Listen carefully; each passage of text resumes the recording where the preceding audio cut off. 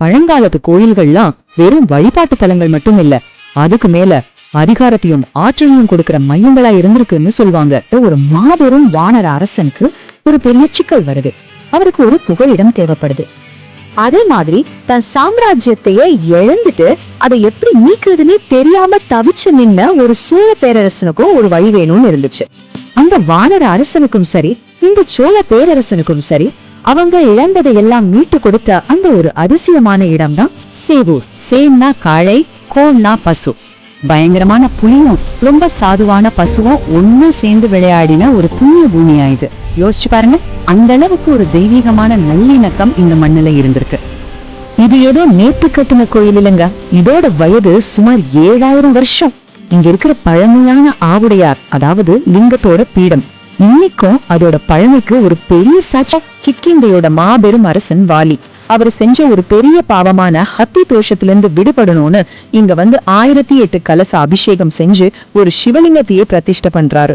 இன்னொரு பக்கம் தன்னோட சோழ சாம்ராஜ்யத்தையே இழந்த கரிகால சோழன், அவர் இங்க வந்து 1008 கலச ஹோமமும் கோதானமும் செய்யறாரு. பாருங்க, 2 பேரோட பிரச்சனையும் வேற, ஆனா 2 பேருக்கும் கிடைச்ச பலன் ஒண்ணுதான். அவங்க இழந்த சக்தியும் சாம்ராஜ்யமும் அவங்களுக்கு திரும்ப கிடைக்கும். இங்க இருக்கிற மூலவர் நம்ம வாலியாலேயே பிரதிஷ்டை செய்யப்பட்டவர். அதனாலதான் அவருக்கு பேரே வாலீஸ்வரர். அவரோட கூடவே தர்மத்தை காக்கிறதுக்காகவே இருக்கிற அறம் வளர்த்த நாயகி அம்மனும், அப்புறம் ரொம்ப ரொம்ப சக்தி வாய்ந்த அக்னி தாண்டவம் ஆடுற நடராஜரும் இங்க இருக்காங்க. அந்த அறம் வளர்த்த நாயகியும் ஏன் பேரு வந்ததுன்னு தெரியுமா? மக்களை ரொம்ப கொடுமைப்படுத்தின ஒரு அரக்கனை அன்னை தன் சக்தியால கொன்னு அழிக்கலையா, அதுக்கு பதிலா அவனை ஒரு அழகான தாமர மலரா மாத்திட்டாங்க. அதனாலதான் இன்னைக்கும் அவங்க கையில ஒரு தாமர மலரோட காட்சி தர்றாங்க. இது என்ன அர்த்தம்னா, தீமையை அழிக்கிறது மட்டும் இல்ல, அதை நல்லதாவும் மாத்த முடியும்னு காட்டுறதுதான் தெய்வத்தோட குணம். என்ன ஒரு அற்புதமான விஷயம் பாருங்க. நாம பொதுவா நடராஜரோட ஆனந்த தாண்டவத்தை தான் பார்த்திருப்போம் இல்லையா? ஆனா இங்கே அவர் ஆடுறது அக்னி தாண்டவம், அதாவது நெருப்பின் நடனம். இது பிரபஞ்சத்தையே அழிக்கக்கூடிய அளவுக்கு ஒரு உக்கிரமான நடனம். சொல்ல போனா இந்த நடனத்தோட வேகத்தையும் வெப்பத்தையும் தாங்க முடியாம தேவர்களே பயந்து போய் பக்கத்துல இருந்த திருப்புக்கொள்ளூர், அதாவது இப்போ இருக்கிற அவிநாசிக்கு ஓடி போய் ஒழிஞ்சுக்கிட்டதா. குறிப்பா தொழிலையும் வியாபாரத்திலையும் வெற்றி வேணும்னு நினைக்கிறவங்களுக்கு இங்க ஒரு எளிய பரிகாரம் இருக்கு. என்ன பண்ணணும்னா, தொடர்ந்து 5 திங்கட்கிழமை இங்க வரணும்.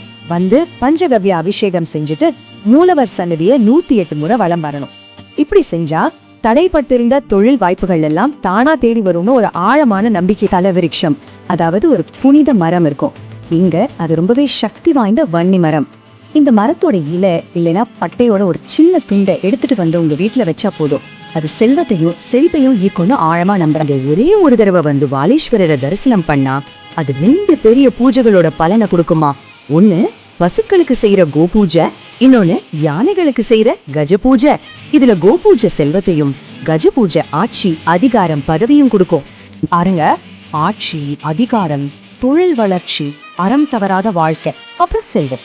ஒரு மனுஷனோட வாழ்க்கைக்கு தேவையான இந்த 5 முக்கியமான வரங்களையும் ஒரே இடத்துல கொடுக்கிற தலமா இந்த சேவூர் இருக்கு.